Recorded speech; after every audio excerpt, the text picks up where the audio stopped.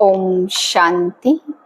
आज international yoga दिवस हम सभी को योग के महत्व के बारे में बताता है, योग की वैल्यू के बारे में बताता है। आज हम सभी तन और मन की एक्सरसाइज करके आगे आने वाले वायुमंडल को फेस करने के लिए तंदुरुस्त बने। एक्सरसाइज से तन भी तंदुरुस्त होता और मन के आसनों से, मन के एक्सरसाइज से मन को भी तंदुरुस्त बनाएं। आओ हम सभी जागरूक बने योग के प्रति। अपना सारा ध्यान मस्तक के बीच में कंसंट्रेट करें। मैं योगी तपस्वी आत्मा हूँ, तन मन से तंदुरुस्त हूँ।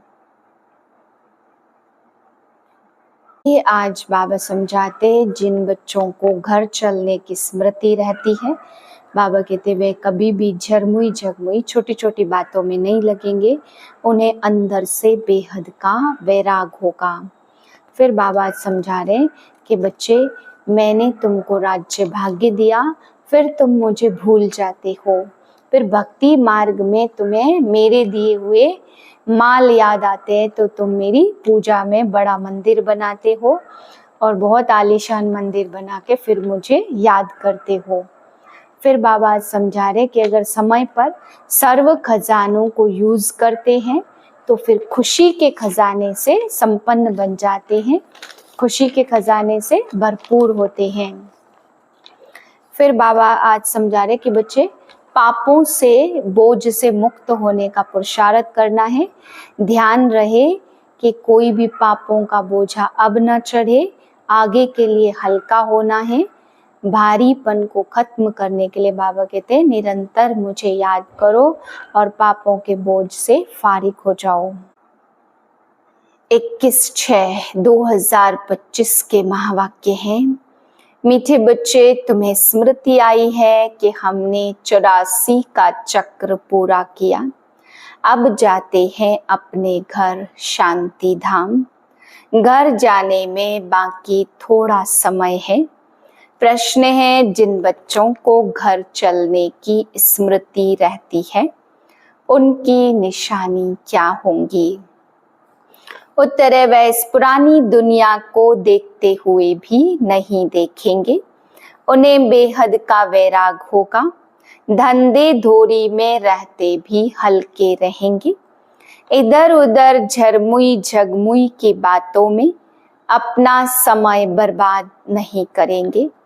अपने को इस दुनिया में मेहमान समझेंगे। ओम शांति। सिर्फ तुम संगम युगी ब्राह्मण बच्चे ही जानते हो कि हम थोड़े समय के लिए इस पुरानी दुनिया के मेहमान हैं। तुम्हारा सच्चा घर है शांति धाम। उनको ही मनुष्य बहुत याद करते हैं। मन को शांति मिले, परंतु मन क्या है, शांति क्या है, हमको मिलेगी कहाँ से, कुछ भी समझते नहीं हैं। तुम जानते हो अभी अपने घर जाने के लिए बाकी थोड़ा समय है। सारी दुनिया के मनुष्य मात्र नंबरवार वहां जाएंगे। वह है शांति धाम और यह है दुख धाम। यह याद करना तो सहज है ना। कोई भी बूढ़े हो व जवान हो, यह तो याद कर सकते हो। इसमें सारे सृष्टि का ज्ञान आ जाता, सारी डिटेल बुद्धि में आ जाती है। अभी तुम संगम युग पर बैठे हो, यह बुद्धि में रहता है। हम जा रहे हैं शांति धाम। ड्रामा प्लान अनुसार यह बुद्धि में रहने से तुमको खुशी होगी, स्मृति रहेगी। हमको अपने 84 जन्मों की स्मृति आई है। वह भक्ति मार्ग अलग है, यह ज्ञान मार्ग की बातें हैं। बाप समझा रहे हैं, मीठे बच्चों अब अपना घर याद आता है। कितना सुनते रहते हो, इतनी ढेर बातें सुनते हो। एक यही है कि अभी हम शांति धाम जाएंगे और फिर हम सुख धाम जाएंगे। बाप आया ही है पावन दुनिया में ले चलने के लिए। सुख धाम में भी आत्माएं सुख और शांति में रहती हैं। शांति धाम में सिर्फ शांति है। यहाँ तो बहुत हंगामा है ना। यहाँ मधुबन से तुम जाएंगे अपने घर में तो बुद्धि से झरमुई झगमुई अपने धंधे तरफ बुद्धि चली जाएगी। यहाँ तो वह झंझट आदि नहीं रहती। तुम जानते हो हम आत्माएं ही शांति धाम की निवासी है। यहाँ हम पाठधारी बने हैं और कोई को यह पता नहीं है कि हम पाठधारी कैसे हैं। तुम बच्चों को ही बाप आकर पढ़ाते, कोटों में कोई पढ़ते हैं, सब तो नहीं पढ़ेंगे। तुम अभी कितने समझदार बनते हो।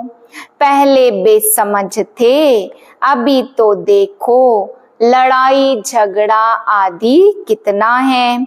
इनको क्या कहेंगे, हम आपस में भाई भाई हैं वह भूल गए हैं।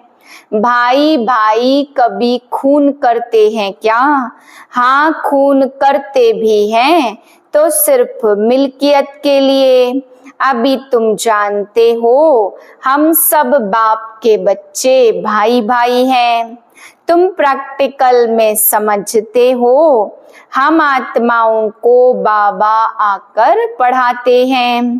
5000 वर्ष पहले मुआफिक हमको पढ़ाते, क्योंकि वह ज्ञान का सागर है। इस पढ़ाई को और कोई भी नहीं जानते, यह भी तुम जानते हो। बाप ही स्वर्ग का रचयिता है, सृष्टि को रचने वाला नहीं कहेंगे। सृष्टि तो अनादि है, स्वर्ग को रचने वाला है। पहला पहला धर्म है आदि सनातन देवी देवता धर्म। तुम समझते हो आदि सनातन देवी देवता धर्म के हैं। हम बहुत पवित्र थे, अभी पतित बने हैं।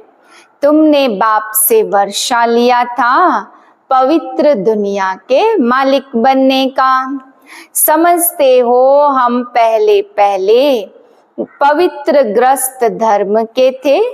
अभी ड्रामा के प्लान अनुसार रावण राज्य में हम पतित प्रवृत्ति मार्ग के बन गए हैं। तुम ही पुकारते हो, हे पतित पावन हमको सुख धाम में ले जाओ।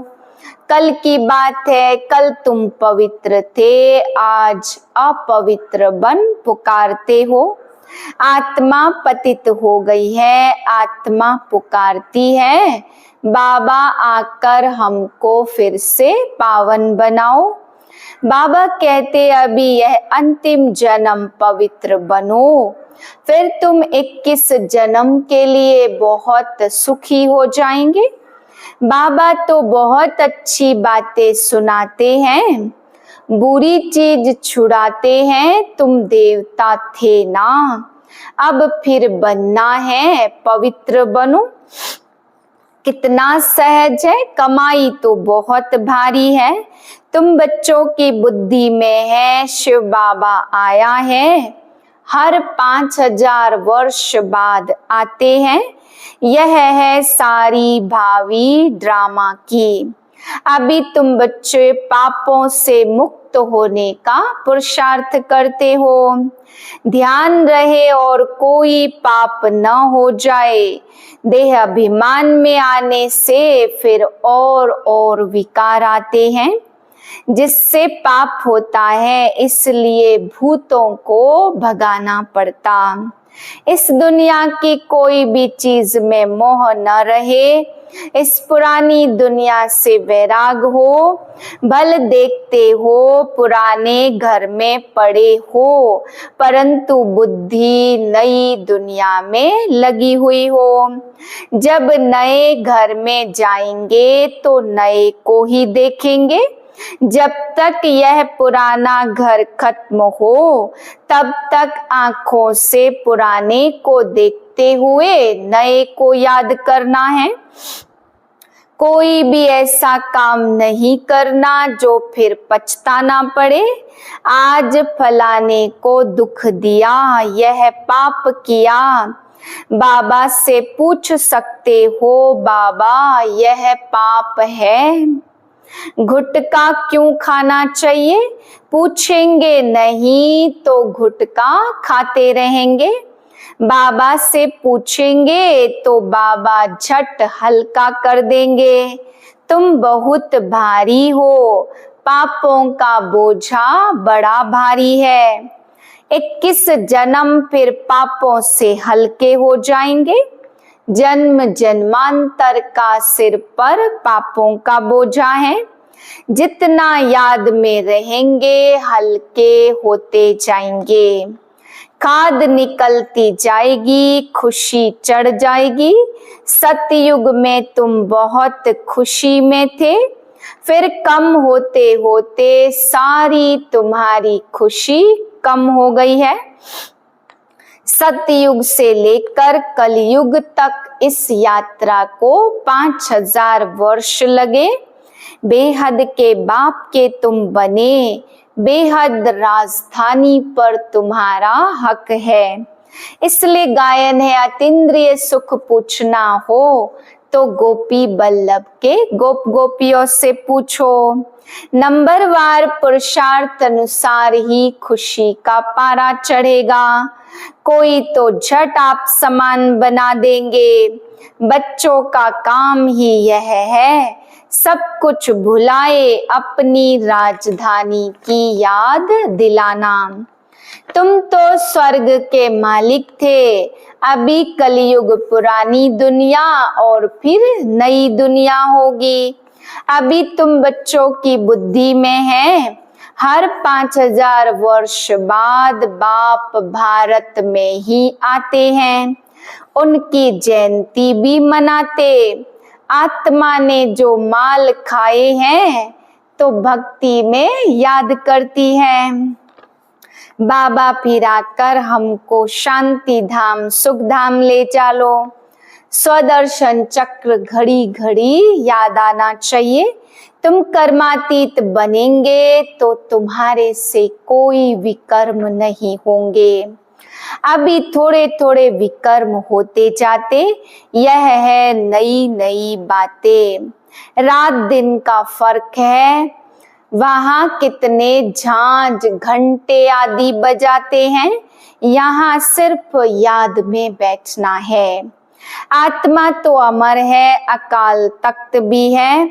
ऐसे नहीं अकाल मूर्त सिर्फ बाप है, तुम भी अकाल मूरत हो। अकाल मूरत आत्मा का यह भ्रुकुटी तख्त है।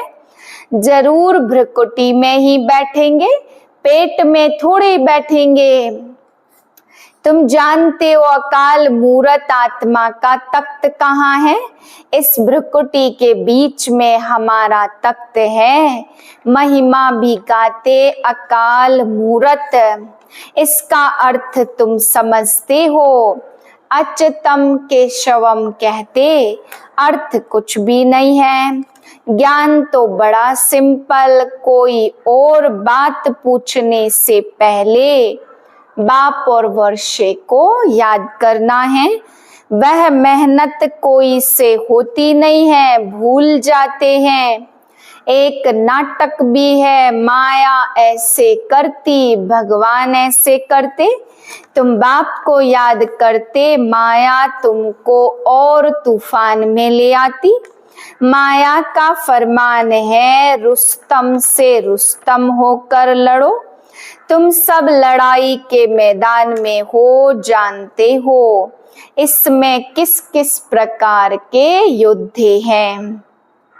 सभी माया से युद्ध करने वाले, कोई बहुत कमजोर, कोई मध्यम कमजोर, कोई तो फिर तीखे हैं। कुदरती आपदाएं बहुत हैं, उनमें तो कोई का वश चल न सके। अभी झूठी बरसात के लिए भी कोशिश करते हैं।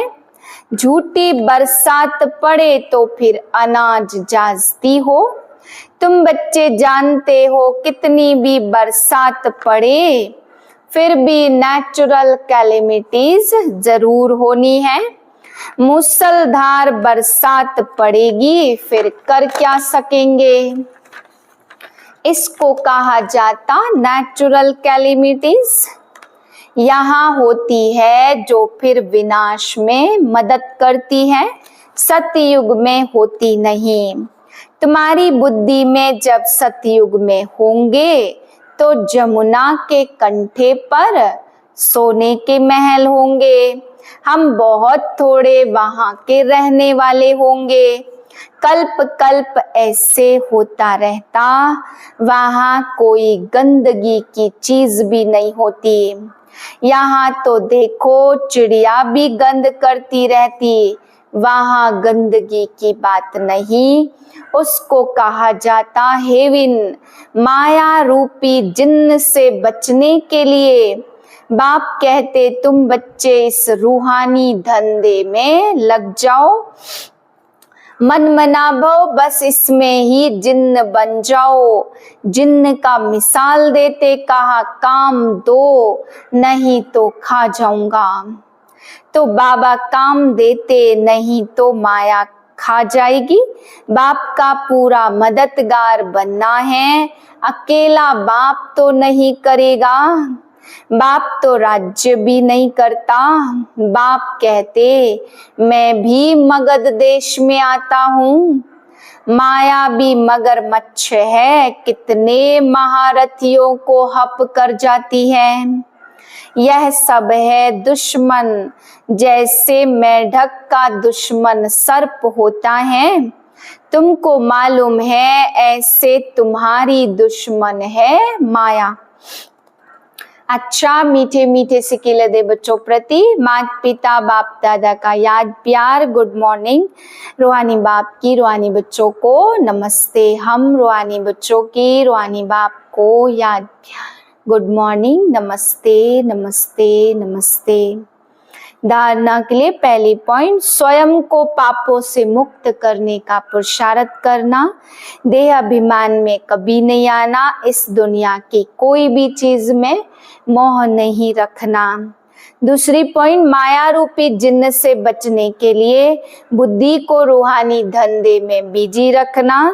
बाप का पूरा पूरा मददगार बनना है। वरदान सर्व खजानों को समय पर यूज कर निरंतर खुशी का अनुभव करने वाले खुश नसीब आत्मा भव। बाप दादा द्वारा ब्राह्मण जन्म होते ही सारे दिन के लिए अनेक श्रेष्ठ खुशी के खजाने प्राप्त होते हैं। इसलिए आपके नाम से अब तक अनेक भक्त अल्पकाल की खुशी में आ जाते। आपके जड़ चित्रों को देखकर खुशी में नाचने लगते। ऐसे आप सब खुश नसीब हो। बहुत खजाने मिले हैं, लेकिन सिर्फ समय पर यूज करो। चाबी को सदा सामने रखो और सदा स्मृति में रखो और स्मृति को स्वरूप में लाओ तो निरंतर खुशी का अनुभव होता रहेगा। स्लोगन है, बाप की श्रेष्ठ आशाओं का दीपक जगाने वाले ही कुल दीपक है। अव्यक्त इशारा है, आत्मिक स्थिति में रह बाहर मुक्ता को छोड़ दो तो मेहनत से छूट जाएंगे और अनुभवों के सागर में समा जाएंगे। एक दो अनुभव नहीं, अथाह है। एक दो अनुभव करके अनुभव के तालाब में नहीं नहाओ। सागर के बच्चे अनुभवों के सागर में समा जाओ। ओम शांति।